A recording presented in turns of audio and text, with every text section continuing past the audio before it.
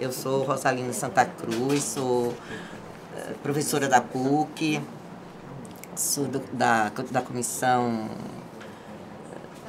da Verdade, professora Nadir Kfouri, professora reitora Nadir Kfouri, e sou ex-presa política, irmã desaparecida política Hernando Santa Cruz. E participei muito da anistia junto com o Luiz Eduardo Grijaldi e com a Dodora.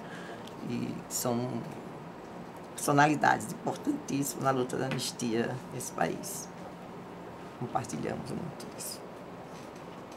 E eu acho que a gente pode conversar sobre isso, né? Eu podia até iniciar assim, colocando que a primeira vez, eu acho, que começou a luta da anistia, para mim, foi antes, inclusive, da própria Terezinha Zerbini, quando ela foi no México, eu trouxe até, tem no Brasil Mulher, o documento que ela leu no México, no Ano Internacional da Mulher, que é 1975, quando a Terezinha, que era ex-presa política, mas fundamentalmente mulher de um general que foi preso e expulso das Forças Armadas quando se disse constitucionalista na hora do golpe, né? E a Terezinha vai ao Seminário Internacional das Mulheres e lê o manifesto das mulheres brasileiras, dizendo que ela conclamava aquele seminário internacional a apoiar uma moção de que fosse feita anistia aos presos políticos no Brasil. A gente não falava de anistia, né? A gente não tinha isso no nosso horizonte. Nós estávamos em 1975, né? E a Terezinha começa com a ideia de que a anistia era uma reconciliação nacional, que a anistia era um perdão para os presos políticos. E o primeiro, eu vou mostrar assim, só um pedacinho do primeiro manifesto que tem aqui eu marquei para ser mais... Mas eu sou tão ruim nessa coisa.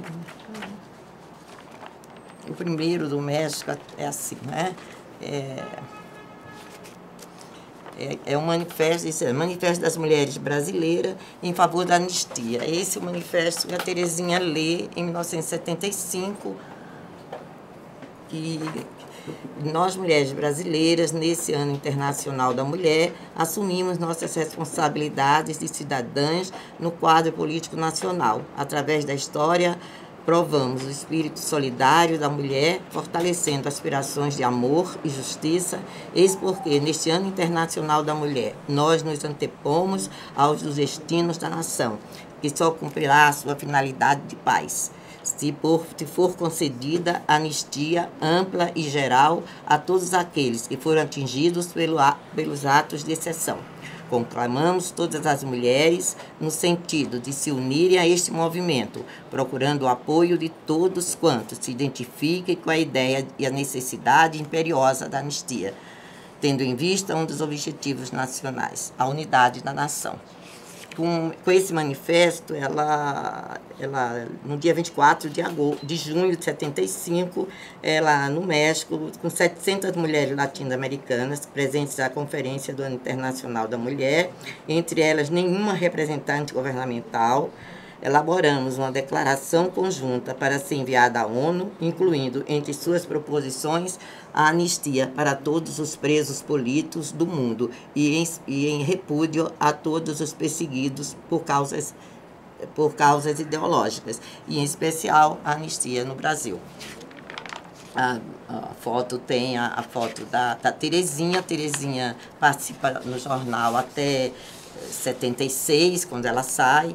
Inclusive, uma das discussões do jornal era o caráter da anistia, que o comitê depois tem um outro caráter. O caráter inicial é esse caráter de perdão, de reconciliação, e depois a discussão que vai ser travada com a Terezinha, quando começa o comitê, né, e o Luiz pode falar melhor que isso, que é a ideia da anistia, uma anistia como direito e não como perdão. Os textos da anistia no Brasil Mulher, que reflete muito a visão da Terezinha, assim, a anistia, a felicidade de nosso povo, é um conceito de anistia. O rei decreta indulto, o povo quer anistia. Aí os títulos das matérias mostram muito a polêmica que a gente vai travar depois. Não é? Anistia não é perdão, anistia é direito. Isso já é quando começa algumas pessoas dentro militantes já da anistia, no próprio jornal, a discutir a nível nacional a concepção de anistia. Eu vou terminar lendo aqui, olha, o cardeal não escreva. E a igreja tem um papel importante também na questão da anistia, e mesmo nesse momento do movimento feminino pela anistia. E não só com relação à anistia, como em relação à censura. A censura era tão grande que a censura no São Paulo, que é o jornal da Cúria, ela é presente lá o tempo inteiro. Eu li uma matéria que diz assim, olha, o cardeal, que é Dom Paulo, não escreva isso, corte aquilo. Cardeal, não escreva isso, corte aquilo. Mas como, se nem o Papa me censura? Inconformado, o cardeal Dom Paulo Evaristo Arnes lamenta a censura dos homens, pois há quase 6 anos os censores comparecem religiosamente à gráfica do seminário. O São Paulo, órgão oficial da maior arquidiocese do mundo, ainda segundo informações publicadas no órgão oficial da Associação Brasileira de Imprensa, ABI, abril de 76, até os salmos de Davi já foram proibidos e substituídos por matérias censuradas. Então, isso também eu acho que é importante para dizer em que momento, né, de censura a gente começou a discutir a anistia nesse país. Para vocês. Bem, eu quero primeiro agradecer a possibilidade de eu estar falando aqui perante a Comissão da Verdade da PUC e também junto com vocês aqui, com a Rosalina e com a Dodora, que são duas queridíssimas companheiras e que tiveram papel proeminente na luta pela anistia. A anistia não é luta jurídica. A conquista da anistia é luta política. E essa luta política só é possível quando o quadro político brasileiro começa a mudar. Na minha opinião, o quadro político brasileiro começa a mudar nas eleições de 1974. Nós tínhamos 2 partidos naquela época, Arena e MDB.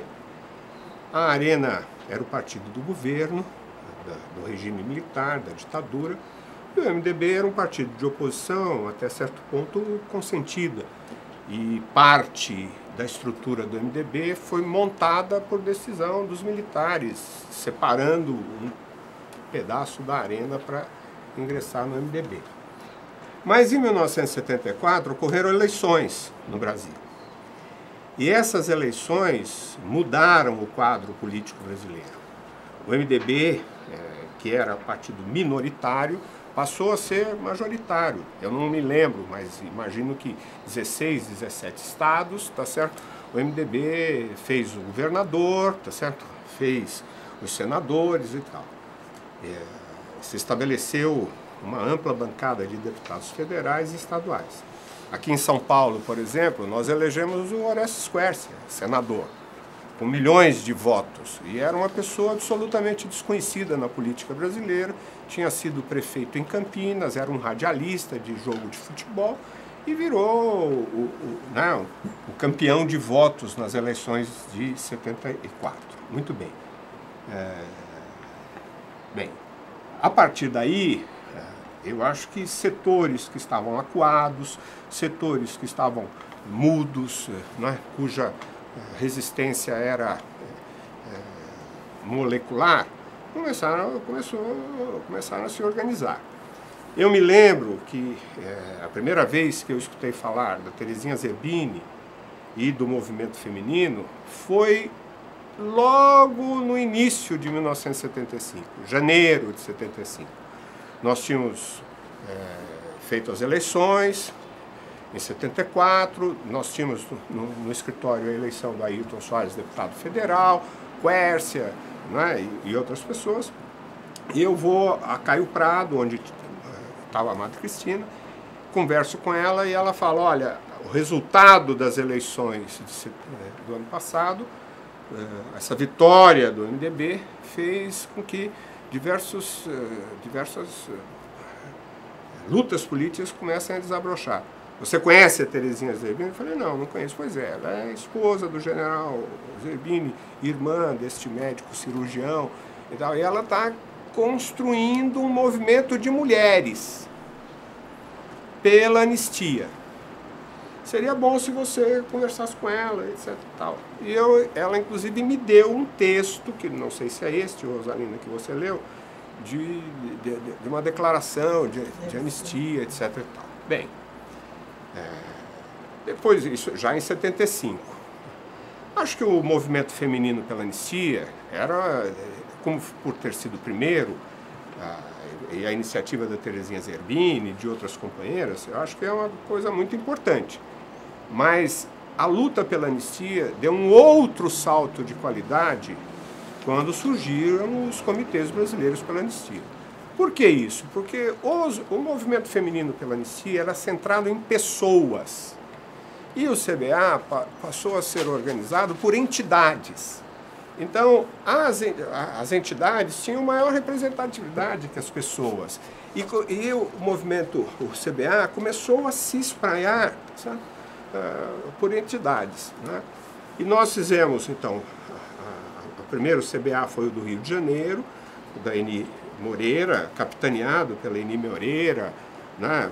E nós aqui, embora não tenhamos sido o primeiro CBA, na minha opinião, foi o CBA mais bem organizado, porque nós fizemos essa estrutura em torno de entidades. Então nós tínhamos estudantes, nós tínhamos a igreja, tá certo? José Gregório participava da comissão executiva do CBA em nome da Comissão de Justiça e Paz. Né? Nós tínhamos sindicatos, o Joaquinzão, que muita gente diz que era um pelego, etc. e tal, e eu não quero entrar nesse mérito, era defensor da anistia. E era integrante da comissão executiva do CBA. Né? Nós tínhamos familiares de mortos, nós tínhamos familiares de desaparecidos.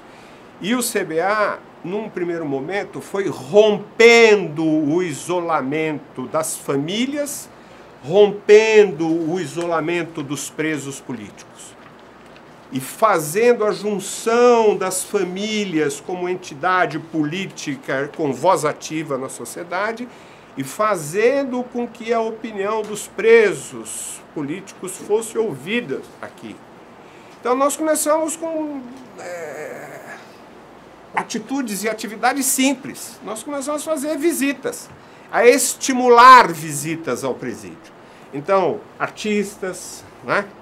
O Carlos Zara, que tinha o irmão preso, Zaratini, a Eva Vilma, né? A Beth Mendes, cantores, né?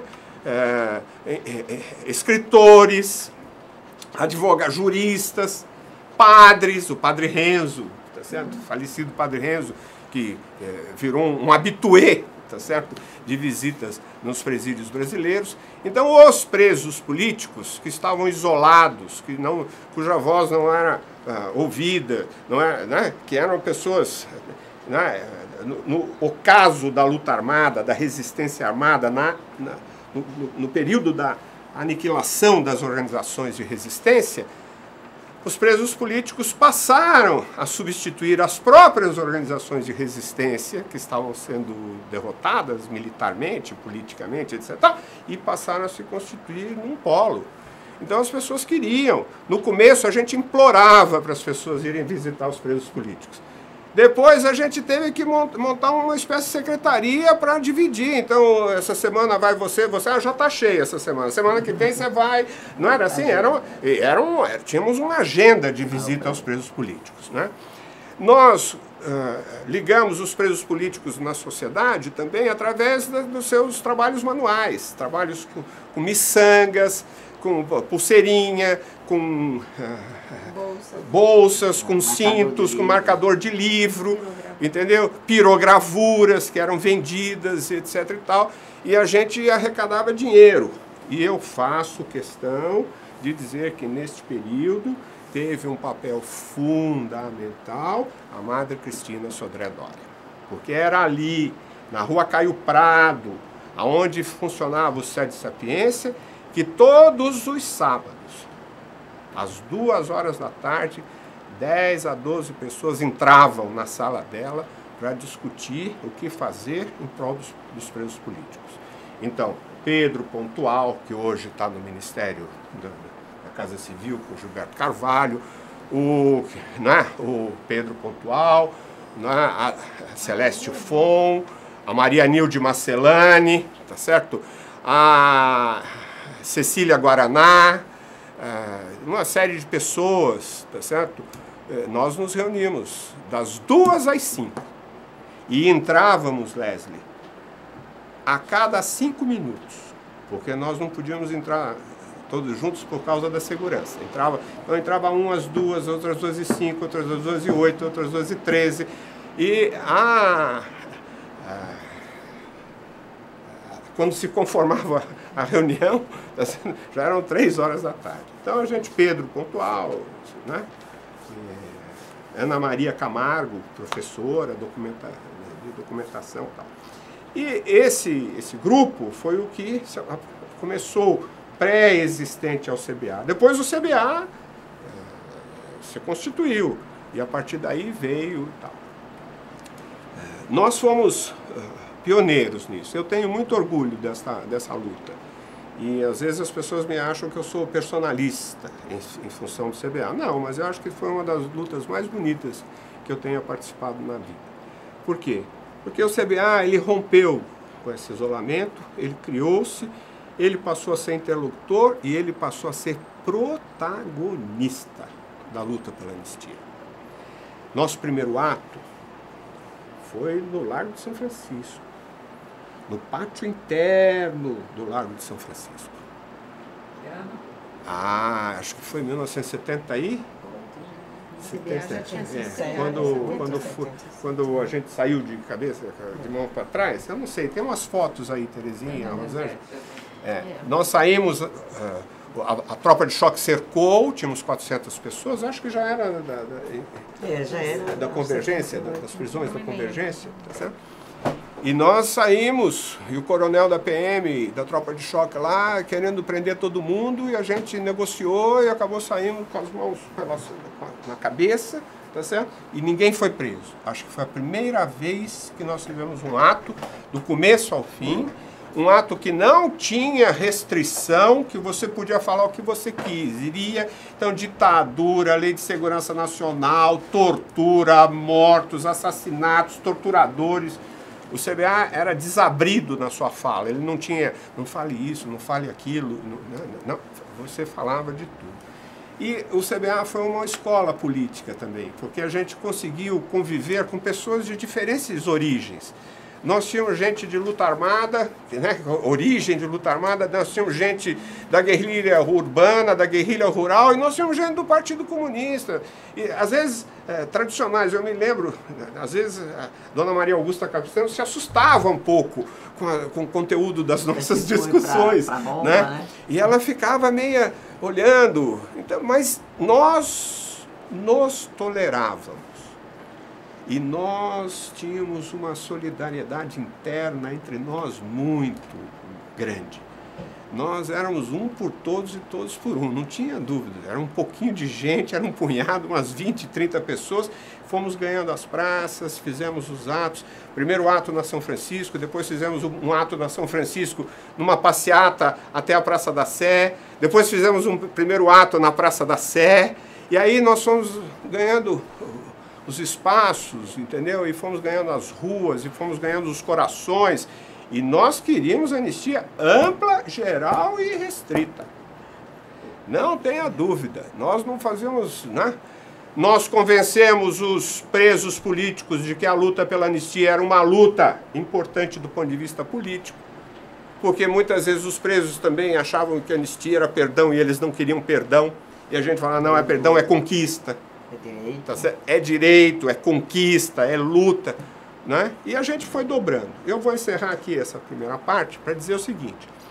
Eu vejo a vitória do CBA com o recuo da ditadura. Quando o CBA foi fundado, o Golbery do Couto Silva deu uma declaração dizendo assim, não haverá anistia. Haverá, no máximo, o repasse, a revisão criminal de processos e daqueles processos em que não há luta armada, presos de consciência. Tá certo? Aí a gente falou negativo, anistia ampla, geral e restrita. Passados uns 4, 5 meses, o governo falou assim, olha, nós podemos apontar para uma anistia parcial, só para presos de consciência. A gente falou negativo, anistia ampla, geral e restrita. E a gente foi com anistia ampla, geral e restrita. Depois a gente trouxe o Teotônio Vilela e anistia ampla, geral e restrita. O relator da ditadura votou no projeto do CBA na anistia. Isso é uma coisa inusitada, certo? A tal ponto que o ministro da Justiça naquela época, que era na época do projeto de... Não, era... Bem, eu vou... Não é o Armando Falcão, era o Petrônio Portela. Um dia ele telefona para o escritório. O governo vai editar o projeto de anistia. A gente queria mandar para o CBA antes de divulgar na imprensa. A gente falei para ele, ministro, é um projeto amplo, geral e restrito? Ele falou, não. Eu falei, então não entendeu? E o que ele fez? Para dar conhecimento do projeto do governo, ele montou um esquema com o jornalista da Globo, do Globo, e deixou esquecer do sofá do Ministério um texto, e o jornal, então, o jornalista disse que pegou o projeto de anistia do regime militar, publicou a primeira página e disse que aquilo foi feito porque o ministro esqueceu. Ninguém queria, o CBA não aceitava. Então o senhor pega esse projeto e enfia, porque nós não queremos, tá certo? Não é ampla, geral e restrita, não, então a gente não quer. Aí ele ficou sem saber e esqueceu no sofá, o Globo deu.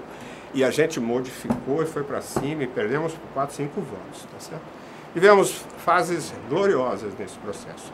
Acho que o Congresso de Anistia que a gente fez aqui na PUC foi um marco, tá certo? Acho que, bem, o Tribunal Tiradentes foi outro marco. Acho que as visitas do Teotônio Vilela, a amizade, o companheirismo, tá certo? Que o Teotônio Vilela teve conosco, foi outro marco. A gente dirigiu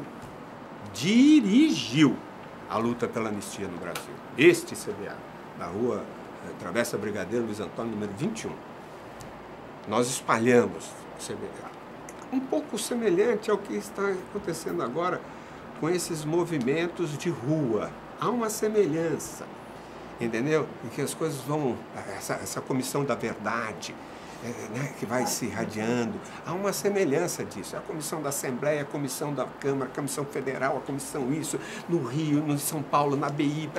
Esse movimento que nós estamos assistindo hoje, das comissões da verdade, é muito semelhante ao movimento dos comitês brasileiros pela anistia e dos movimentos femininos. Nós sempre procuramos estabelecer parceria com a Terezinha, tínhamos divergência com ela, não tinha problema. A concepção, a natureza da anistia, a ideia que a anistia não é perdão, a ideia que a anistia não é concessão, a ideia de que a anistia não é benesse, a ideia, entendeu? E nós, não, é conquista, é direito, é legítimo, é luta.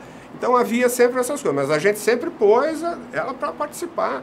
O nosso movimento é um movimento, chegou a ser um movimento mais importante que o dela, do ponto de vista, e a gente sempre trouxe ela conosco. No Congresso de Anistia, vocês vão pegar as fotografias, está ali a representante do movimento feminino.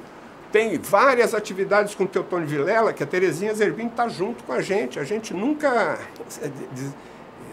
desgarrou-se do movimento. E o movimento feminino, eu acho que ele é um começo só, não é, Luiz? Foi um começo de se discutir a questão da anistia, mas é isso que você diz, ele era um movimento centrado numa pessoa, tinha uma conotação das mulheres, inclusive não tinha nem o apoio específico, assim, dos familiares, porque o movimento de feminino pela anistia não chegava a exigir do governo, a ditadura, né, do governo, a apuração da questão dos mortos desaparecidos. Essa questão que vinha anteriormente, que vem desde 70, acho que 73, quando começam as primeiras famílias, tem até um texto que eu quero fazer referência com relação a como começamos ali na Cúria, e enquanto familiares, e o que foi a comissão de familiares no Comitê Brasileiro de Anistia. No comitê, a gente, enquanto familiares, começou a ter voz, né? E a gente começa a exigir aí a justiça também. Não só, mas a apuração e a justiça. A dimensão da justiça que a gente tem hoje, a gente já vinha com a questão da anistia ampla, geral e restrita. O CBA, para encerrar, o CBA passou a ser referência da luta de anistia para todas as entidades. Para os partidos políticos, era o CBA. Não só o PMDB, os partidos clandestinos, os partidos, o PCdoB, o PCB, a Convergência, o MR8, todo mundo, quando falava de anistia, falava CBA. Para as entidades democráticas, ABI, OAB. A OAB não teve a sua luta pela anistia, a OAB se referenciava na luta do CBA pela anistia.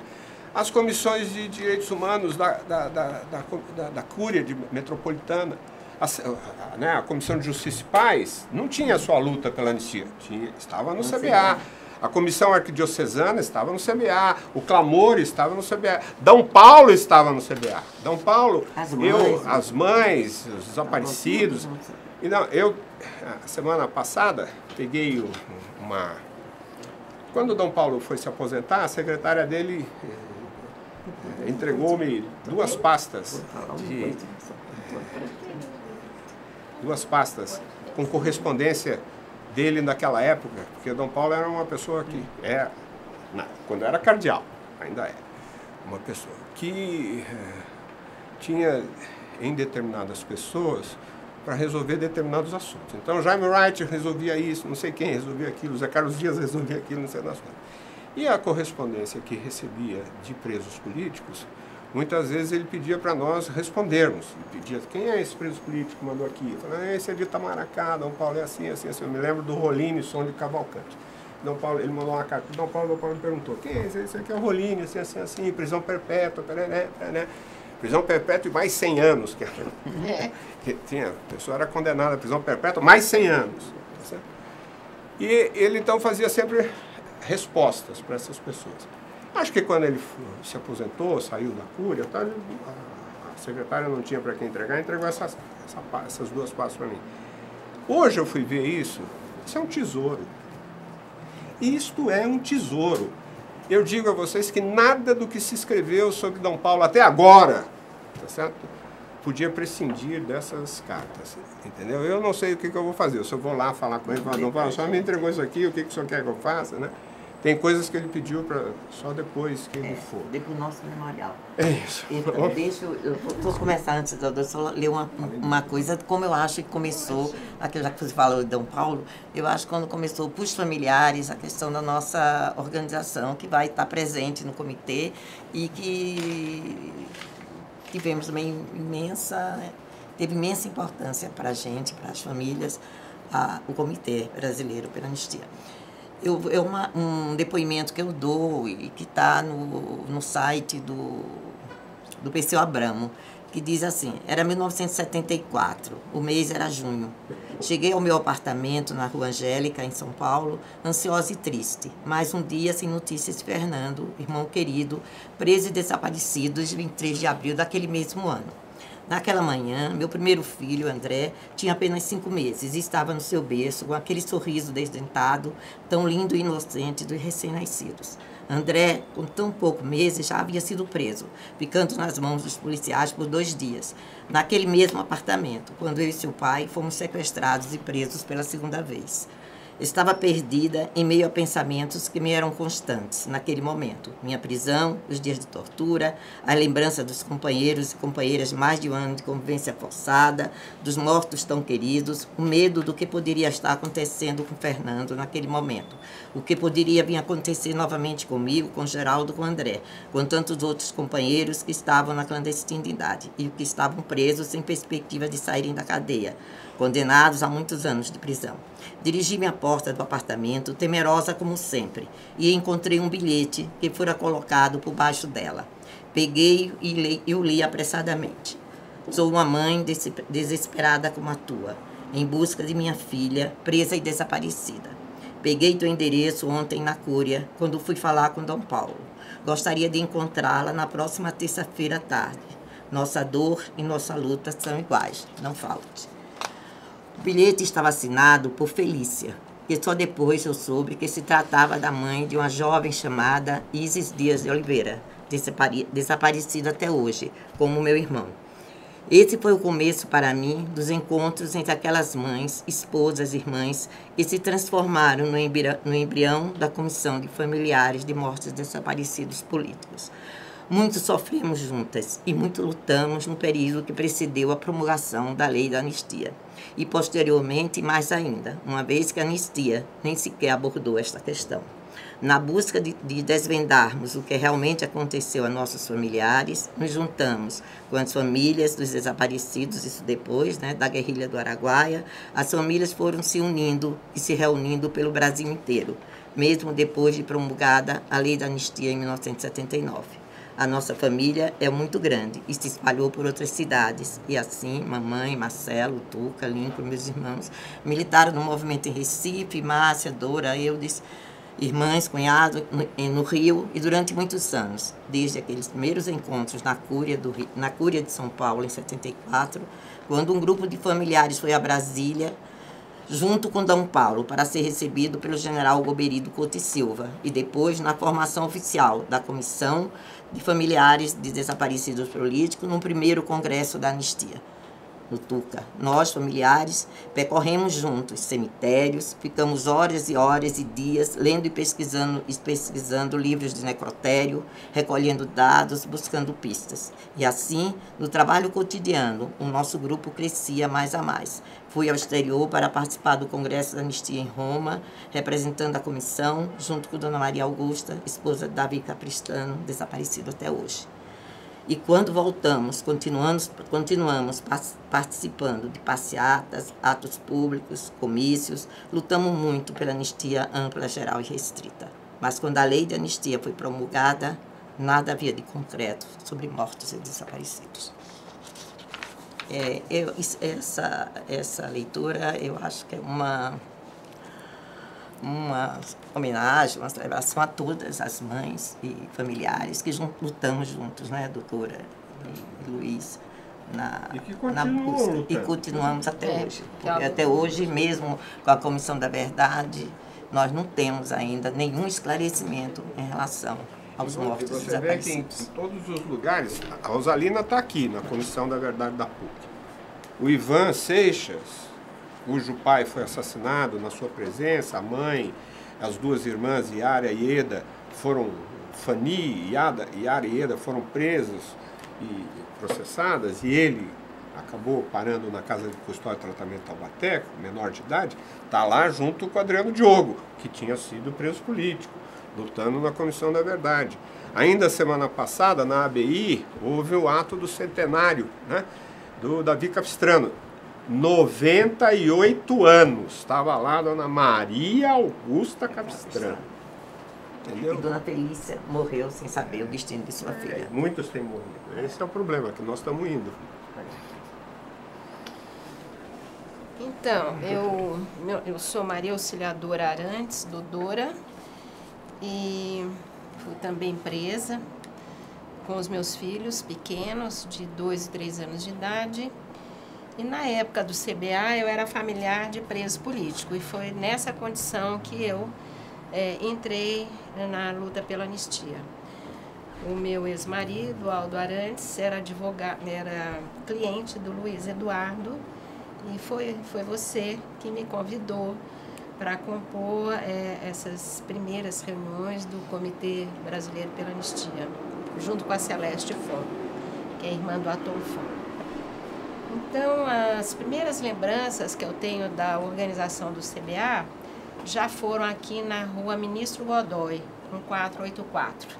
Porque depois da Caio Prado, dessas reuniões que foram prévias à instituição mesmo do Comitê Brasileiro pela Anistia, depois o SED se mudou para a Rua Ministro Godoy, 1484. E eu me lembro que a primeira vez que entrei no SEDES, que foi em 1978, né, estava lá a Madre Cristina, ainda vestida de hábito de freira, né, e aguardando, e nós vínhamos chegando, e ela então se apresentou, e nós entramos numa das salas do primeiro andar do SEDES, que é uma sala de aula, e fizemos uma reunião. E a Madre Cristina, ela nunca participava das reuniões. Ela abriu isso. Ela dizia que estava tomando conta do espaço para a gente, para ninguém nos incomodar, né? Então, isso deve ter sido final de abril, começo de maio de 1978, porque o CBA São Paulo foi fundado no dia 12 de maio de 1978. E nós, quer dizer, a fundação do CBA não tem uma presença mais explícita, ele não foi uma entidade juridicamente registrada, como foi do Rio de Janeiro. O CBA do Rio de Janeiro foi fundado no mês de fevereiro, se não me engano, dia 5 de fevereiro de 1978. E assim, eles tiveram uma estrutura, uma personalidade jurídica, eu acredito. Nós aqui fizemos uma construção política, mas sem ser uma entidade reconhecida juridicamente. E eu não sei exatamente, o Luiz aqui pode contar como é que foram os convites para compor a primeira comissão executiva já do CBA São Paulo. Então, dessa primeira comissão executiva, que se reunia na Travessa Brigadeiro Luiz Antônio, que era o escritório do Luiz Eduardo, do Ayrton Soares, da Márcia Ramos de Souza e do Petina. E Luiz Alberto Marcondes Pittini. Luiz Alberto Marcondes Pittini. Então, a sede do CBA era o escritório deles. Tanto é que depois eu vou contar uma curiosidade sobre uma correspondência enviada pela professora Nadir Kifuri. Mas então, dessa primeira comissão, participaram as seguintes pessoas, né? O Luiz Eduardo, Perseu Abramo, foi um jornalista, representante dos jornalistas, que teve um papel absolutamente destacado no CBA. Todos os textos oficiais do CBA São Paulo foi o Perseu Abramo que escreveu. E os textos são elegantes, eles são muito claros, eles são textos de um jornalista de 7 costados. Quer dizer, era naquela época o nosso irmão mais velho, poderíamos dizer assim, e ele tinha uma pena, uma capacidade de resumo das nossas reuniões. Então, todos os textos oficiais do CBA São Paulo, a Carta de Princípios, Programa Mínimo, que tinha não só os objetivos gerais, como o Programa Mínimo de Ação, foi o Perseu Abramo que redigiu. Mas então, o Perseu representava os jornalistas, a Vânia Santana, que era representante da ZESP, a Judite Klotzel, que era representante da DUSP, Associação dos Docentes da USP, a Ruth Escobar, empresária e jornalista, o Rubens Bofino, que era professor da ZESP, né, Associação de Professores do Estado de São Paulo, o Hélio Baixa, que era médico e na ocasião era genro da dona Maria Augusta Capistrano, e a própria dona Maria Augusta Capistrano, e eu, que representava os familiares dos presos políticos. Depois se juntaram também a executiva numa fase mais de representação dos comissões de mortos desaparecidos, a Suzana de Oliveira, Suzana Lisboa, Fernanda Coelho, e juntamente, quer dizer, o CBA tinha uma executiva, né, e tinha algumas comissões das quais a comissão de mortos desaparecidos era preponderante e precedeu, né, na sua organização, o CBA São Paulo. Então tinha a comissão dos familiares dos presos e tinha também alguns núcleos de apoio, principalmente dos médicos, né, porque naquela ocasião nós começamos com o que ficou, de uma certa forma, depois foi interrompido, que era o que a gente fazia alguns trabalhos, junto com os médicos, fazia alguns trabalhos com os presos, né? Não só de atendimento, né, como também inclusive, de perícia médica de alguns casos de presos torturados. Depois esse trabalho não foi à frente, ele foi interrompido, e agora que está voltando a ser retomado, né, com principalmente com as clínicas de testemunho. Mas dentre esses médicos e pessoas da área da saúde estavam o Sérgio Pascoal, o Cláudio Meneghini, o Jorge Mata e o Milton Martins, né? E na comissão de saúde, a Zilá Abramo, que hoje é a presidente, né, do Fundação Perseu Abramo, e a Marta Salomão tiveram um papel destacado. E nós tínhamos também um núcleo de advogados, que o Luiz, além de ser integrante do Comitê Brasileiro do CBA, eram interlocutores permanentes nossos. Então, Ayrton Soares, Carlos Dias, Edival Piveto, Belisário Santos Júnior, Marco Antônio Barbosa, Mário Simas e Berê Bandeira de Melo, além da Márcia Ramos de Souza, que era também do próprio escritório do Luiz Eduardo. Pois bem, então, essas reuniões que nós fazíamos eram muito mais do que uma vez por semana, na Travessa Brigadeiro Luiz Antônio 21. Nenhum de nós tinha hora para nada, né? As reuniões eram... Tanto é que nós montamos o CBA em maio, e em junho nós já tivemos o Congresso de Salvador, né? O Congresso de Salvador foi o congresso realizado no dia, 7 de setembro, não foi em julho, foi em setembro de 1978, e foi esse Congresso de Salvador que convocou o congresso que depois veio se chamar o primeiro congresso de Anistiia, que foi o Congresso da PUC, né?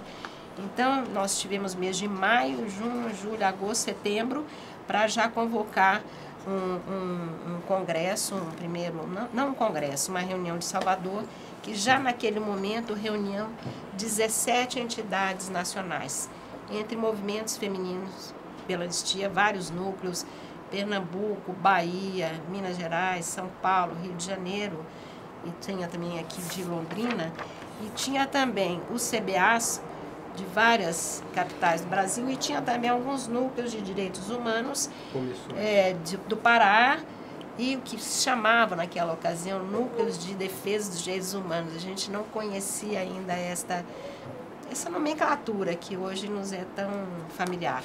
E também alguns movimentos, por exemplo, como o movimento matogrossense de direitos humanos. Então, na verdade, esse Congresso de Salvador, ele reuniu os comitês, as nomenclaturas da época eram comitês brasileiros de anistia, e esses comitês de defesa dos direitos humanos. Depois os movimentos femininos para a anistia e movimentos matogrossenses de direitos humanos. Eram as nomenclaturas que nós usávamos na época, né?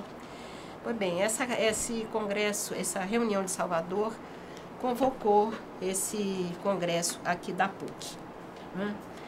E sobre a realização entre esse encontro de Salvador em setembro e o congresso, nós fazíamos todo um trabalho, quer dizer, como foi comentado aqui, nós éramos poucos, porque no começo nós éramos familiares de mortos e desaparecidos, familiares de presos políticos, familiares de exilados, banidos, familiares de caçados e aposentados. Então, era um núcleo de familiaridade, fora movimento de anistia, feminino pela anistia, e outros integrantes do CBAs que eram também, sempre havia advogados.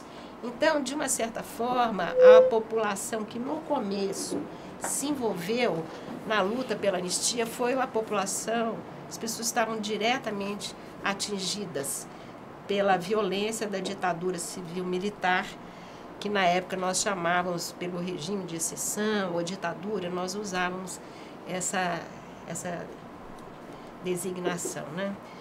E é por isso que o CBA foi uma luta apaixonada, porque ele foi fundado por pessoas que tinham muito pouco a perder, porque algumas já tinham perdido o essencial, tinham perdido familiares, e outros continuavam desaparecidos. Outras tinham seus familiares presos, outros tinham seus familiares exilados, alguns banidos. Naquela época Nós imaginávamos, não sabíamos o que ia acontecer, banido para sempre do Brasil, né? E os familiares dos caçados, as pessoas foram caçadas, aposentadas, demitidas, não se sabia se iam poder algum dia retornar aos seus trabalhos. Então, as pessoas que se reuniram, elas tinham claramente um objetivo que nos reunia. E era um objetivo muito claro, havia um ideal, havia paixão no ponto de vista da luta, por isso que ninguém tinha nenhuma restrição de tempo, de horário, nem a maioria das pessoas, a maioria de nós não trabalhava, né? Com exceção dos advogados ou das pessoas que eram profissionais liberais, os médicos, nenhum de nós trabalhava, nós éramos pessoas, muitas de nós tínhamos saído de uma longínqua vida clandestina, 10, 15 anos de clandestinidade, alguns de nós estavam totalmente afastados da sua condição de cidadania, né? Então, o tempo não era uma questão para nós, né? E eu acho que é por isso que nós fomos rápidos, né? As condições estavam melhores, havia uma interlocução já com alguns generais, né?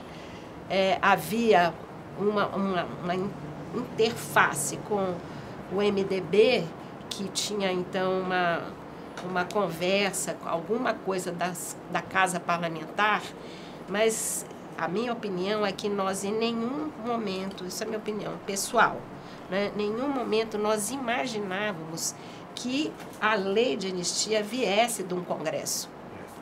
Por isso que muitas vezes nos perguntam, mas vocês não tinham uma interlocução com os parlamentares, vocês não ficavam lá ajudando a redigir a lei, né?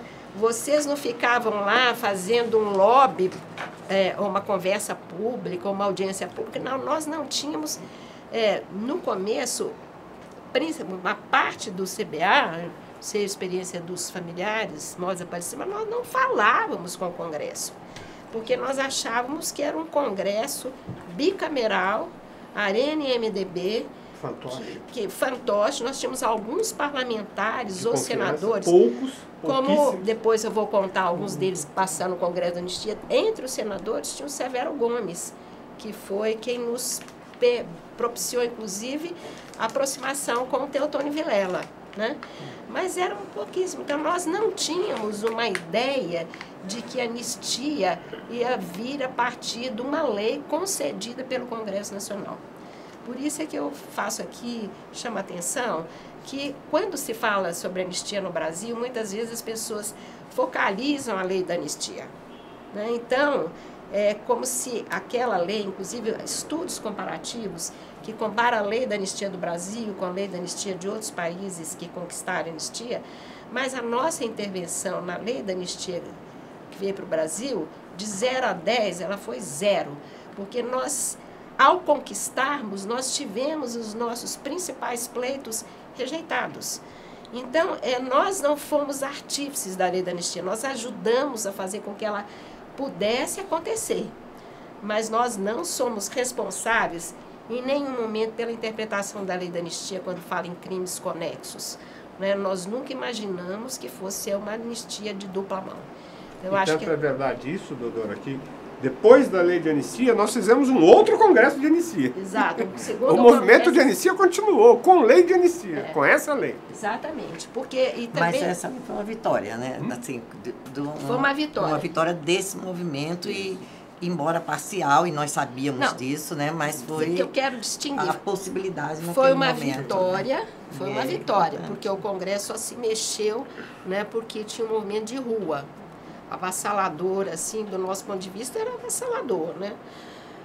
Poderia ser as pessoas verem o movimento, mas você se reunir durante plena ditadura militar, você não tinha nenhum desses sistemas de comunicação, redes sociais, você manda uma carta para 5.000 pessoas.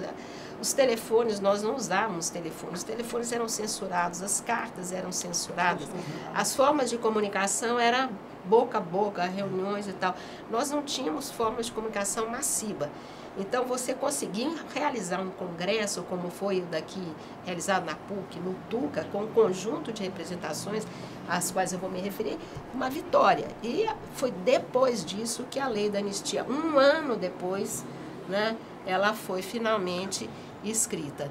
Mas a relação, movimentos de anistia e a lei da anistia tem uma espécie de um mar, né, entre este resultado de uma luta que nós queríamos muito mais ampla, geral e restrita, principalmente com as questões que envolvem a punição, né, dos responsáveis pelas torturas, mortes e desaparecimentos, que ficou sem solução até hoje. Bem, então, ainda voltando à organização do Congresso pela Anistia, né, eu não sei aí, Luiz, talvez você fale por que nós organizamos o Congresso aqui na PUC, né? Eu tenho um lado da história, você certamente tem outro. Do meu ponto de vista, naquela época, né, eu já trabalhava aqui na PUC, né, porque a professora Naidir Kifuri, que foi uma amiga, porque eu fui apresentada à professora Naidir Kifuri pela Luísa Kifuri, que é a mãe do Juca Kifuri. Então, eu trabalhava numa escola de infantil, né, em que a Luísa Kifuri era diretora. Eu também trabalhei nessa escola por algum tempo como colaboradora. E foi ela que me apresentou a Nadir Kifuri. E a Nadir me convidou para vir trabalhar na PUC. Então, eu entrei aqui na universidade, né, egressa de quase 15 anos de clandestinidade política, pelas mãos da professora, então a reitora Nadir Kifuri. Quando se pensou em fazer congresso aqui na PUC, na parte que me toca, eu tinha um acesso muito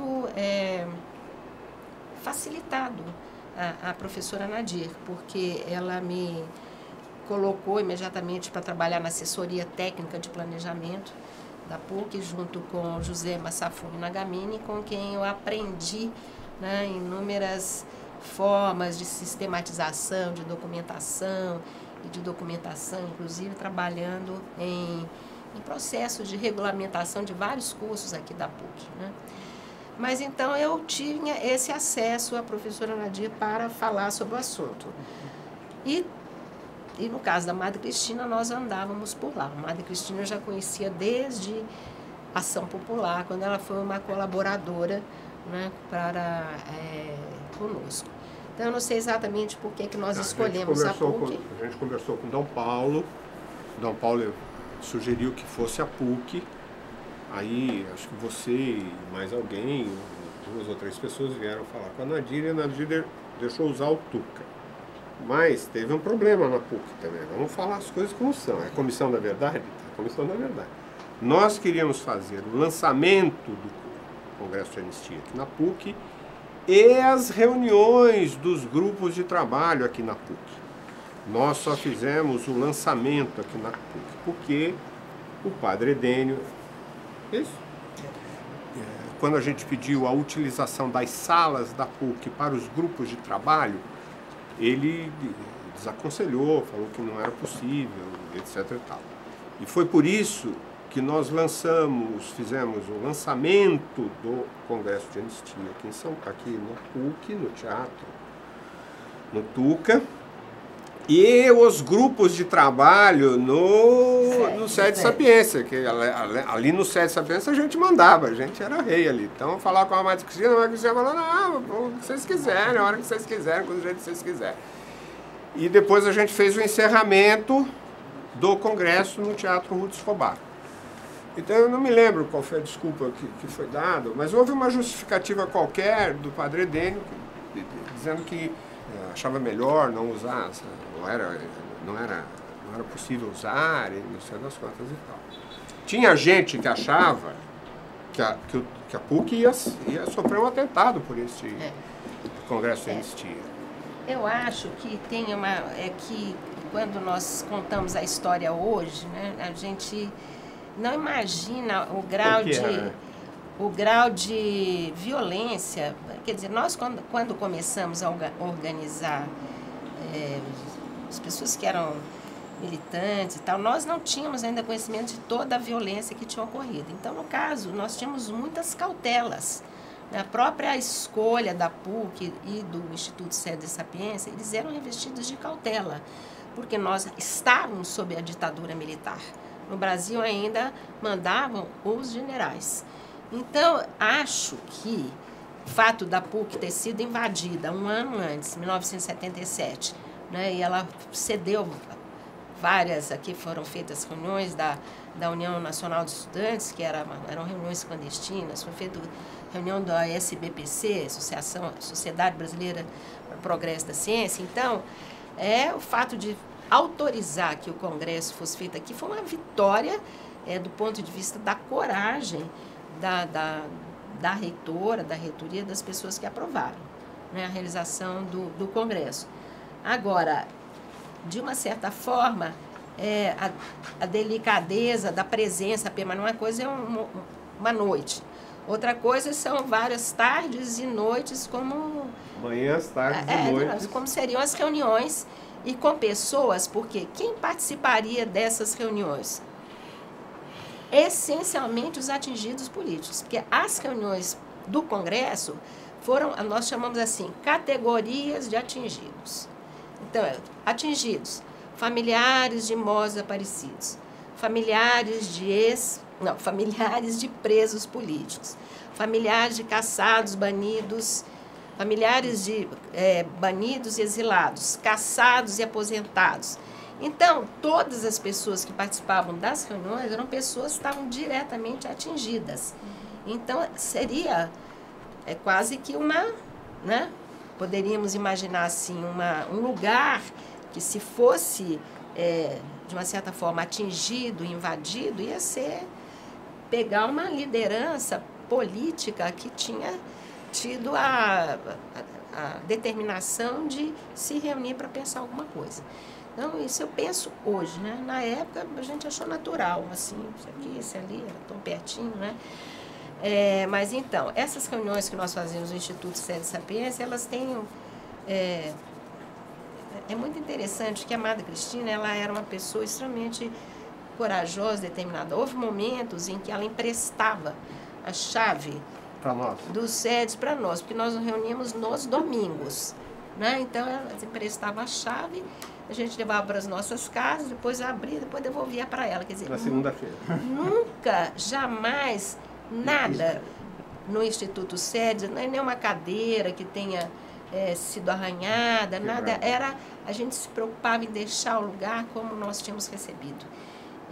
Então, eu acho que a delicadeza dos militantes de anistia também, com a solidariedade que chegava a nós. Nós sabíamos que as pessoas estavam se arriscando. Nós sabíamos que a professora Nadir estava se arriscando, que a PUC estava se arriscando de fazer o congresso aqui, porque a PUC estava funcionando, as aulas estavam funcionando, os alunos estavam entrando, saindo, fazendo vestibular e tal.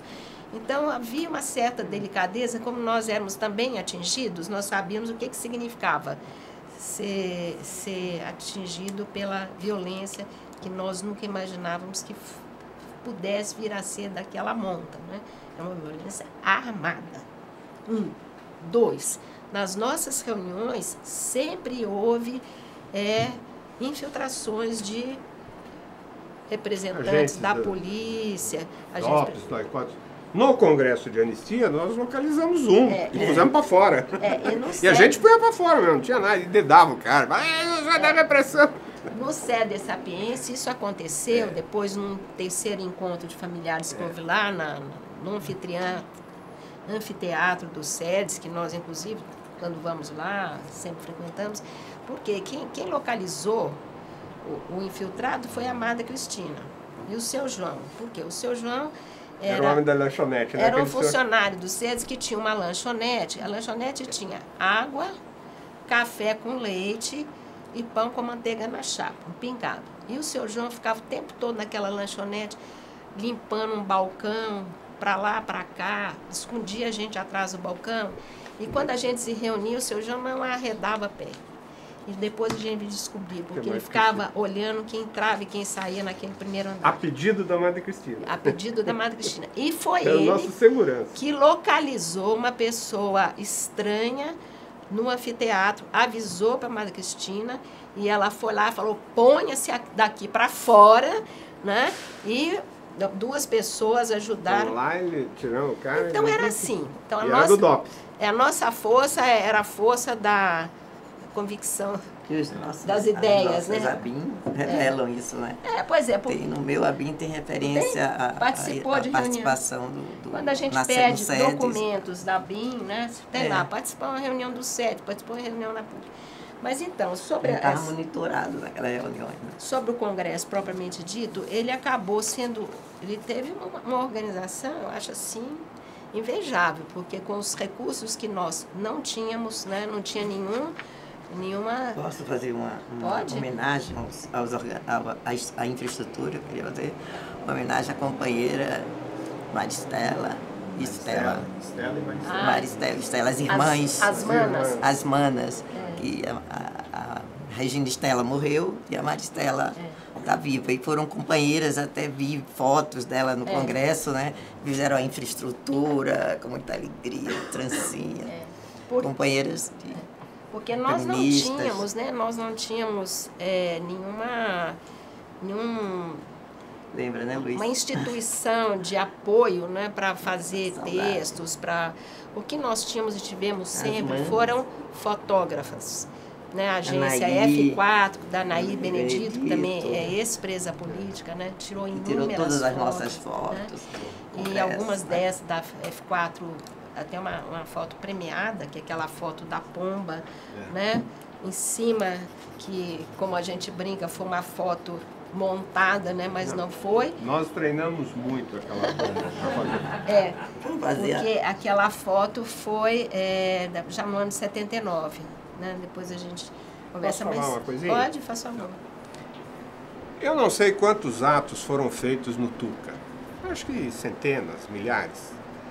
Mas eu garanto para vocês, o ato mais bonito que o Tuca teve foi o do Congresso Nacional pela Anistia. Por quê? Porque havia na garganta das pessoas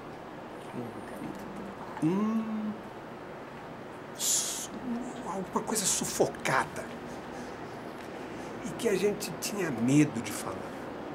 E eu sempre digo, nós perdemos o medo na noite do Congresso pela Anistia. Olha, nós começamos a apresentar, as pessoas começaram a falar. O Tuca estava cheio. Gente de todo o Brasil. E a emoção de falar. Aí eu que estava dirigindo os trabalhos. Então eu dava a palavra para um, falava, depois tinha que cortar no tempo, aquela história toda de ato público que a gente participa. Mas aí eu começo a receber na mesa nome de desaparecidos. Então eu começo a falar o nome dos desaparecidos. Tá certo? E eu usei um bordão, tá certo?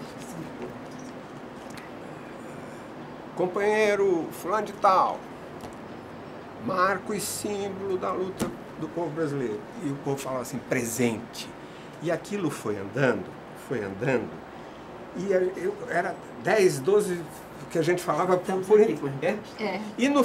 tem aí? Tem. Tá, desculpa. Não, e aí, e nós começamos a falar nomes de pessoas que eram proibidas. Entendeu? E eu me lembro quando a gente falou Carlos Lamarca, foi um negócio, presente, Carlos Marighella, presente, foi uma coisa impressionante, aquilo lá foi, entendeu? A gente rompeu o silêncio da proibição assim, da ditadura, né? naquele dia. Hoje e sempre. Isso, presente hoje e sempre. Entendeu? Foi uma coisa impressionante, O Perseu Abramo, que era o nosso pai, como a doutora disse, que era nosso irmão mais velho, ele chorava copiosamente. Entendeu? Porque olha que a gente tinha história, tinha trajetória, né? Cada um de nós tinha uma estrada já percorrida. Aquele dia, a emoção tomou conta do Tuca, invadiu a cidade de São Paulo, foi uma coisa impressionante. A gente leu todos os mortos, o nome de todos os mortos, de todos os desaparecidos políticos, entendeu? E todo mundo, hoje sempre. Foi uma coisa impressionante, tá certo?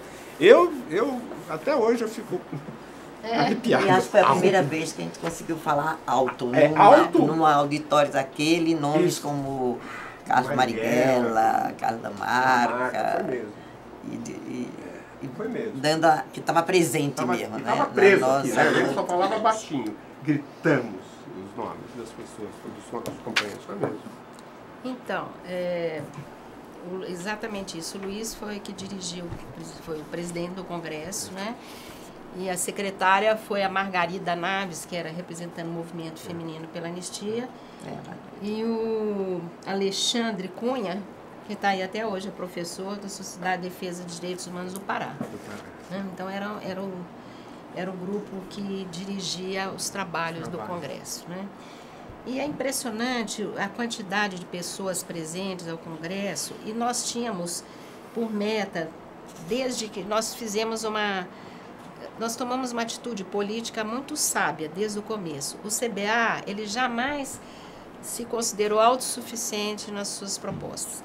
Ele estabeleceu uma aliança política desde que nós nos organizamos com o que a gente chamou de 7 entidades nacionais que seriam as nossas apoiadoras políticas. Então era a CNBB, Conferência Nacional dos Bispos do Brasil, a OAB, Conselho Federal da Ordem, que na época do CBA o presidente era o Eduardo Seabra Fagundes. Anteriormente nós já tivemos contato com Raimundo Fauro e com Caio Mário da Silva Pereira. Caio Mário da Silva Pereira, na época do Congresso, era o Eduardo Fagundes. Depois, a OAB, a ABI, Associação Brasileira de Imprensa. Na época, quem veio representar e participou, inclusive, da mesa foi o Alípio Freire, que estava representando a ABI. Depois, a SBPC. Depois, a outra instituição, eram 7, o movimento, OAB, ABI, CNBB, um movimento, bem, enfim, agora escapou, hein? Desse aqui, isso. as mesas. Não, depois, depois, então, nós tínhamos como objetivo nesse congresso tirar conclusões, né? E nós tiramos conclusões e objetivos gerais, e das conclusões, elas todas foram preparadas nessas reuniões do Instituto SEDES. Então, cada uma dessas comissões de atingidos tirou as suas resoluções que trouxe ao Congresso. Além disso, o Congresso também apresentou várias teses. As pessoas que tinham essa dinâmica de raciocinar em forma, tem que levar as teses para o Congresso, apresentaram teses. Nós temos 22 teses inscritas para o Congresso de Anistia, né?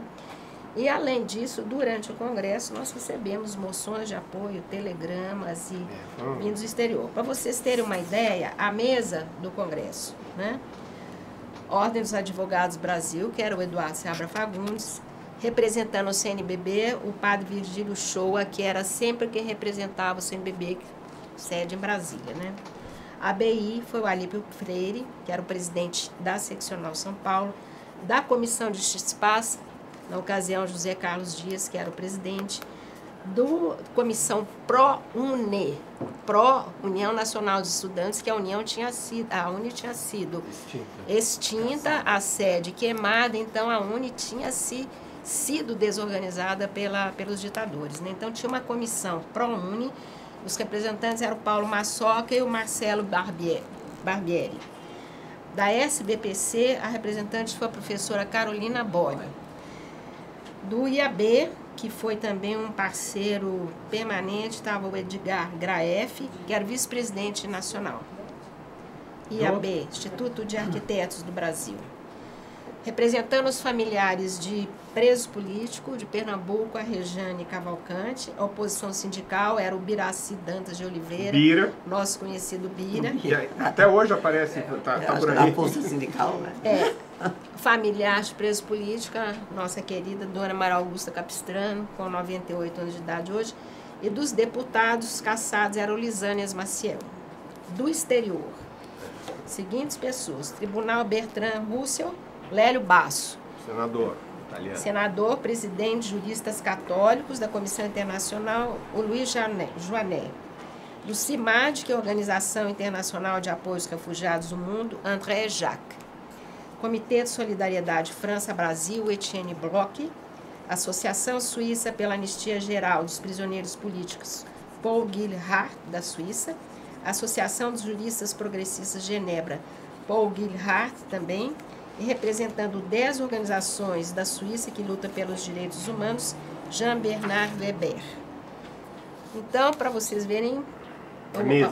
A mesa. Agora, como é que essas pessoas chegaram nesse aspecto? Não sei se você concorda, Luiz, uma pessoa que teve papel importante foi a Ruth Escobar, né? Nessa convocação de vários desses representantes. Em especial dos estrangeiros. Dos estrangeiros. E a Ruth era assim, a Ruth ela defendia a anistia, colocou o espaço Teatro Ruth Escobar aberto, e ela tinha muitas relações internacionais nas viagens e tal, e ela era uma pessoa... Tanto foi no teatro no final, né? Nós fizemos o ato de encerramento. Ela disse que não nos perdoaria se a gente não fizesse qualquer atividade, uma que fosse, no Teatro Ruth Escobar. E a gente fez o encerramento lá no Teatro Ruth Escobar. E ela participou mesmo da luta pela anistia. Ela teve um comportamento exemplar conosco, tá certo? Ela estava em Roma também, né? Ela estava em Roma. Estava em Roma, no Congresso... Porque depois nós juntamos, em Roma, juntamos os exilados brasileiros, uma grande... A Rosalina teve nesse congresso de Roma. Mas antes disso, de Roma, eu queria falar da meu grupo aí, né? A gente foi no SEDES, dos mortos desaparecidos. Então, nesse dia, eu vou contar para quebrar as personalidades, outras personalidades. Então, a gente estava num grupo que estava Maria Augusta e várias outras mães e familiares, a Felícia, os mais tradicionais. E chegou um jovem magrinho, que eu não conheci nesse dia. E ele sentou-se assim e falou: eu sou José Genuíno e eu fui solto faz poucos dias. A guerrilha do Araguaia existe. E a guerrilha do Araguaia está cercada. E pela primeira vez a gente teve certeza da guerrilha do Araguaia no Congresso. Porque havia sempre, era 1978. E estávamos numa reunião de familiares, no SEDES, uma reunião do Congresso de Anistia. E o Genuíno se apresentou a questão da guerrilha, a forma como ele tinha sido preso. Ele disse: não existe um único sobrevivente da guerrilha. Não é verdade o que o PCdoB coloca, que a guerrilha não existe, que não se pronuncia. E foi a partir daí que o Genuíno entrou no nosso grupo, a gente se reunia lá no escritório e continuamos o grupo de familiares. Eu acho que isso é importante, como o Congresso também trouxe muita gente, né, como o Genuíno, que estava solto. O Congresso é um organizador. Era um organizador. O Congresso de Anistia foi um organizador político naquela época, de muita importância. Porque eu votava nulo, eu não votava no MDB, nem voto nulo. Em 74, nós fizemos uma revisão e apoiamos o Ayrton Soares e votamos, mas a gente era escanteado no MDB, a gente era os comunistas do MDB, não sei das coisas. A gente também não acreditava muito no Congresso Nacional. Essa coisa que a doutora falou é muito interessante. Uma coisa do Congresso, Luiz, também. Porque eu acho que a gente teria que ver... Essa revista que eu trouxe é de 1900... do dia 16 de maio de 1979. A gente não tinha tido anistia ainda. E tem outra aqui, ó, o deputado Ayrton Soares, né, que é oposição à prova e a Arena nega a CPI dos Direitos Humanos. Então, o Congresso tinha uma divisão e a gente ganhou essa CPI. Uma coisa que nós não ganhamos hoje no Congresso, uma CPI para tortura. Eu vou ler um pedacinho só. Como a voz dos torturados chegou, enfim, ao Congresso.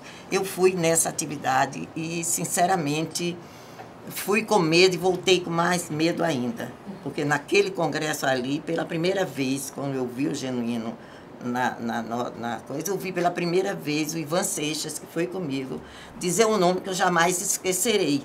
Quando ele chegou ali e disse: Davi Araújo dos Santos torturou meu pai até a morte e a minha irmã. E torturou a minha irmã.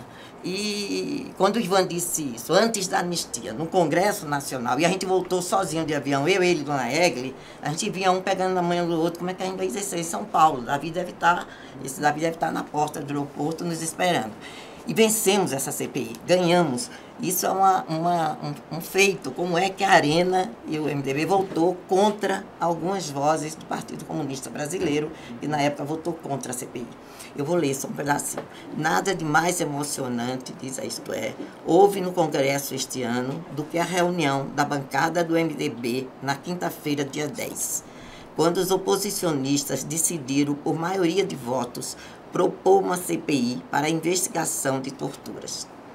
Ouviu-se, por exemplo, em silêncio, Dona Egli Vanucchi Leme, da tribuna, historiar a prisão e o desaparecimento de seu filho, Alexandre, no dia de março de 73. Contou sua via-cruzes desde então, pois até hoje, apesar de ter recorrido a todas as fontes possíveis da justiça, continua à espera do corpo de Alexandre. Sua voz entrecortada sobe de tom. Rogo-lhes, em nome de Deus, em nome de meu filho e de tantos mártires que permitam a formação dessa CPI. Não temos ilusões. Sabemos que ela não conseguirá muita coisa, mas é preciso lutar. Mas Dona Egli sai da tribuna e entra a Rosalina e depois o Ivan, e que diz, conta cada uma a sua história. E eu diz mais, e vou ler meu depoimento do Ivan, depois se lê. E diz, termina dizendo, queremos um registro para a história, queremos que o nosso depoimento exista, queremos a CPI. E a CPI foi aprovada. E depois ela foi vetada pelo ditador, mas ela foi aprovada no Congresso Nacional. E isso é importante, porque a gente não pensar que a gente teve, até no Congresso, vitórias, antes da anistia, claro, vitórias importantes. Quem estava aqui no Congresso é o Lisânias Maciel, o Ayrton Soares, Fernando Lira, Severo Gomes, Ulisses Guimarães. A reunião foi assistida durante 3 horas pelo ex-deputado casado Lisânias Maciel, o parlamentar que mais se destacou na defesa dos presos políticos na legislatura passada. Ao entrar no recinto, Lisânias foi aplaudido de pé pelos presentes e convidado a sentar-se na mesa e dirigir os trabalhos, onde permaneceu até o final da reunião. Ele era caçado nessa época. Lisânias, né? Lisânias, é interessante falar isso, porque o Lisânias era um evangélico. Ele era presbiteriano, certo? E era pastor evangélico, antes de ser deputado. E, como deputado, ele especializou-se na defesa dos direitos humanos, em especial na defesa dos direitos políticos. Certo? E ele foi ganhando, certo, a confiança dos presos políticos. Né? Eu me lembro de uma atividade aqui em São Paulo, na Câmara Municipal, em que ele tinha um discurso muito interessante. Ele falava das denúncias dos presos políticos e fazia parábolas com passagens bíblicas, tá certo? E é dele, digamos assim, o levantamento desta frase que até hoje se fala. No começo eles vieram buscar os judeus, eu não era judeu, não falei nada, depois vieram buscar, eu não era, né? Aí não sobrou ninguém para gritar. Ele começava as suas falas sempre sobre isso. Ele teve um papel muito importante, o Lisânias. Muito importante. E eu vou dizer também que ele tinha papel contrário, porque é importante a gente ver. Né? O líder da maioria da Câmara Federal, o deputado Nelson Marquesan, apresentou ontem, naquela Casa do Congresso, o pedido de constituição de uma comissão parlamentar de inquérito sobre produtos farmacêuticos com o objetivo de impedir que o MDB solicitasse e instaurasse a CPI sobre as torturas. Aprovado pouco antes, em reunião da bancada MDBista, nossa proposta foi aprovada por 69 votos contra 57. Isso é uma vitória impressionante na ditadura, com 2 partidos apenas, no MDB e a Arena. Enquanto eu for líder, salientava pouco depois, em tom irritado, o deputado Nelson Marquesan. Enquanto eu for líder, eles, o PMDB, não vai construir CPI sobre torturas. Na opinião do parlamentarista, a proposta da oposição equivaleria a abrir para o Brasil o mesmo caminho da Argentina. Isso é o debate na Câmara que antecede a nossa anistia, né? E aqui nós cercamos ele, olha como é que era. Esse aqui é o Nelson Marquesan. Aqui é o comitê para a anistia, tá certo? Ó, no dia lá. Aqui não tem, nós falávamos poucas e boas. Não é? Nós não tínhamos papo na língua, não. A gente falava mesmo. Sim, eu Posso fazer uma pergunta? Exatamente. Esse episódio que a Rosalina contou agora aconteceu depois... 79, depois do Congresso. Depois do Congresso, mas antes da anistia. Sim. No dia, isso aqui aconteceu no dia 1º de março de 1979. A anistia é em agosto, né? Então, e o Congresso é em 78. Novembro de 78. Então, só para terminar um pouco sobre o informe, eu diria assim, sobre o Congresso, só para vocês terem ideia, alguns artistas e jornalistas, tem uma coisa que vale a pena dizer. Muitas vezes a pessoa não assinava a presença por esse motivo que a gente disse. Muitas pessoas não assinavam a presença, poderá ter outras pessoas que não quiseram se identificar, mas que constam dos nossos anais. Então, entre os artistas e jornalistas, Ruth Escobar, Cláudio Abramo, Mário Pedrosa, Mário Schemberg e Sebastião Neri. Parlamentares e candidatos. Então, entre estes estavam Antônio Algarita, Darcy Passos, Hugo Gold, Maíton Soares, Franco Montoro, Suplicy, Flávio Bierrembar, Roberto Cardoso Alves, Almir Pazianotto, Ulisses Guimarães, né? Próprio bem. Depois, entre casados e aposentados, o general Cunha Melo, o general Zerbini, né? O Elisânia Asmacião, aqui que nós nos referimos. Havia alguns ex-presos que já tinham saído da prisão: Celso Brambila, Mauro Veiga, Ana Maria Nogueira, Hilda Machado, Oscar Cruz, José Mário de Almeida, Esther Tenza, Maria Cristina Salói, José Mauro D'Agostino e Maria José Costa Girardi. Depois, entre entidades e sindicatos, nós tivemos 38 entidades presentes, né? Entidades e sindicatos, associações de classe, etc. Entidades ligadas à anistia e direitos humanos, 30 associações, quer dizer, CBAs, ou Movimentos Femininos pela Anistia, ou de Direitos Humanos. Entidades universitárias, aqui que eu quero fazer uma referência explícita, quais entidades da PUC estiveram presentes. Houve 64 entidades universitárias do Brasil, quer dizer, a UNE estava proibida, os diretórios acadêmicos estavam proibidos, tudo, e os estudantes vieram, muitos do Brasil inteiro. Entre os estudantes, entre as instituições da PUC estudantis estavam o Centro Acadêmico de Matemática e Física, o Diretório Central de Estudantes Livre da PUC, que era o nome que tinha, era esse, a APROPUC, e o Centro Acadêmico de Medicina e Enfermagem, lá de Sorocaba, o Diretório Acadêmico de Fonoaudiologia e Pedagogia e o Centro Acadêmico Leão 13. Eram esses os centros que estiveram presentes e representaram. A professora Nadir Kifuri, ela não...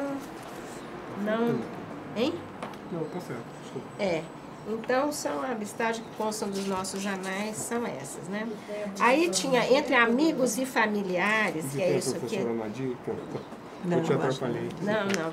Entre os amigos e familiares de mortos e desaparecidos, de ex-presos, exilados, banidos e caçados, 126 pessoas.